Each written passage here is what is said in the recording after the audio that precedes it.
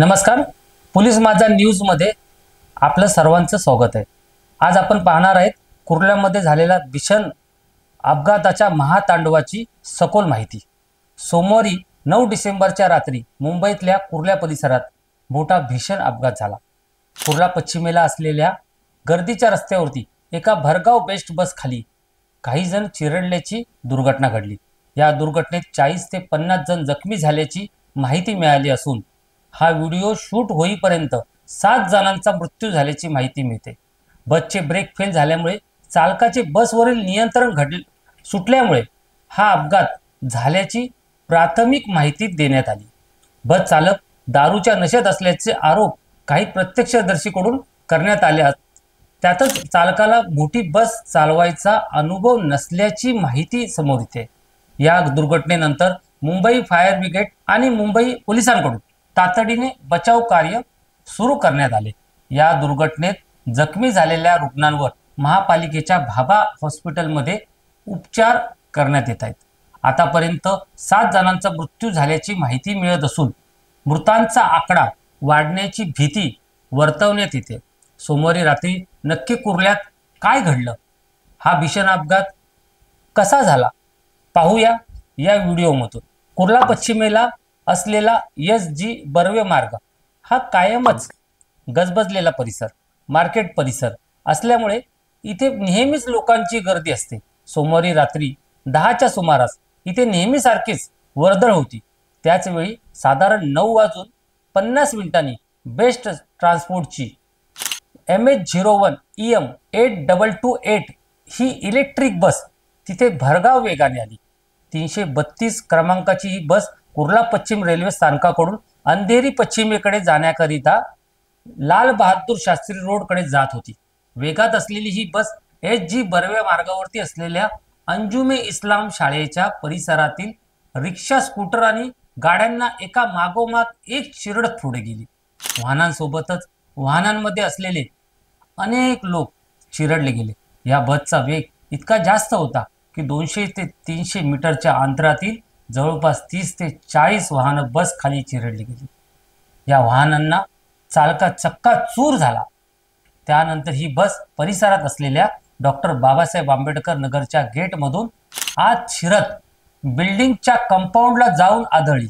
या संपूर्ण प्रकरणाचा CCTV फुटेज देखील समोर आला असून संबंधित घटनेचे दृश्य विचलित करणारे आहेत. या अपघाताची माहिती मिळताच मुंबई पोलिसांसह मुंबई फायर ब्रिगेडचे पथकही घटनास्थळी दाखल झाले. साधारणतः 10:15 वाजता बचाव कार्याला सुरुवात झाली.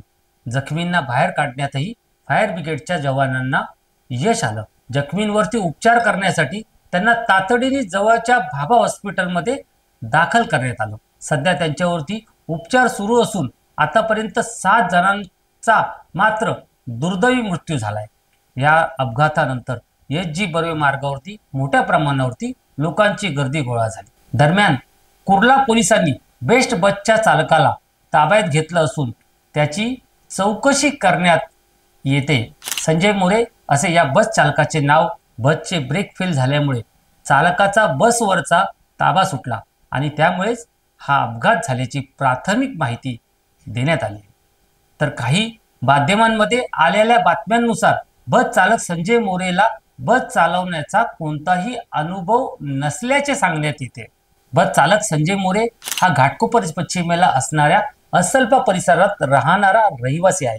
संजय मोरे हा कोरोना काळापासून बेस्टमध्ये कंत्राटी तत्वावरती कामाला लागला होता. सुरुवातीला तो बेस्टच्या लहान आकाराच्या जुन्या बस चालवायचा, पण साधारणतः 1 डिसेंबरपासून तो इलेक्ट्रिक बस चालवायला लागला. त्यासाठी त्याने 10 दिवस बस चालवायचा ट्रेनिंगही घेतली. पण 10 दिवसाचे प्रशिक्षण देऊन संजय मोरेला पॉवर स्टेअरिंग असणारी इलेक्ट्रिक बस चालवायला देणे योग्य होतं का, असा सवाल आता विचारला जातोय. त्यामुळे या अपघातासाठी बेस्ट प्रशासनालाही जबाबदार धरण्यात आले. दरम्यान संजय मोरेची पोलिसांकडून चौकशी करण्यात येत असून त्यांच्यावरती सदोष मनुष्यवधाचा गुन्हा दाखल करण्यात आला. बस चालवत असताना संजय मोरे दारूच्या नशेत असल्याचाही आरोप काही प्रत्यक्षदर्शीकडून करण्यात आला. अपघातानंतर तिथे असलेल्या जमावाने संजय मोरेला बेदम मारहाण केली असल्याचीही काही व्हिडिओजमधून समोर आले। दरम्यान संजय मोरे ब्रेक फेल झाल्यामुळे तो गर्दी चिरल्यास पोलिसांना सांगितलं, मात्र संजय मोरेने बस चालवताना मद्यपान केलं होतं का याची वैद्यकीय तपासणी पोलिसांकडून केली जाणार आहे। संजयच्या घरच्यांकडून मात्र त्याच्यावरती झालेले आरोप फेटाळून लावण्यात आले। संजय मोरे कधीही दारू पिऊन गाडी चालवत नाही, बसमध्ये काही तांत्रिक घडलं असावं असा अंदाज कुटुंबियांनी व्यक्त केलाय। या घटनेनंतर कुर्ल्याचे आमदार मंगेश कुडाळकरांनी घटनास्थळी भेट देऊन पाहणी केली। या प्रकरणाची सखोल चौकशी झाली पाहिजे, जे दोषी असतील त्यांच्यावरती कारवाई झाली पाहिजे अशी मागणी कुडाळकर यांच्याकडून करण्यात आली। चांदिवलीचे आमदार दिलीप लांडे यांनीही अपघाताची पाहणी करून माध्यमांना माहिती दिली। प्राथमिक माहितीनुसार ब्रेक फेल झाल्यामुळे चालकाचे गाडीवरील नियंत्रण सुटल्यामुळे तो घाबरला। त्या अवस्थेत घाबरून त्याने ब्रेक ऐवजी एक्सलेटरवरती पाय दिला, ज्याने बसचा वेग वाढला आणि त्यातूनच हा अपघात झाल्याचे लांडे यांनी सांगितले। तसेच जखमींवरती बाबा हॉस्पिटल सोबतच सेवन हिल, राजावाडी, सायन या महानगरपालिका हॉस्पिटल सोबतच काही खाजगी रुग्णालयांमध्ये उपचारासाठी दाखल करण्यात आल्याची माहिती आमदार दिलीप लांडे यांनी दिली आहे। भीषण अपघातानंतर मुख्यमंत्री देवेंद्र फडणवीस यांनी ट्विट करून मृतांना श्रद्धांजली वाहिली। तसेच मृतांच्या वारसांना मुख्यमंत्री सहायता निधीतून 5 लाख रुपयांची आर्थिक मदत फडणवीसांकडून जाहीर करण्यात आली। तसेच जखमींच्या उपचाराचा खर्च मुंबई महापालिका आणि बेस्टच्या वतीने करण्याचे आदेश फडणवीसांकडून देण्यात आले। या भीषण अपघातानंतर कुर्ला स्टेशन बाहेरील बस स्थानक मंगळवारी बंद राहणार आहे। कोणताही अनुचित प्रकार घडू नये म्हणून बेस्ट प्रशासनाने ही खबरदारी घेण्यात आल्याची माहिती समोर येते। दरम्यान पोलिसांकडून बस चालकांची कसून चौकशी केली जाते, तसेच त्याला आज न्यायालयात हजर केलं जाणार आहे। या प्रकरणी बेस्ट अधिकारी आणि ज्या कंत्राटदाराकडून मोरेची भरती करण्यात आली होती त्या कंत्राटदाराची चौकशी करण्यात येणार असल्याचं सांगितलं जात आहे।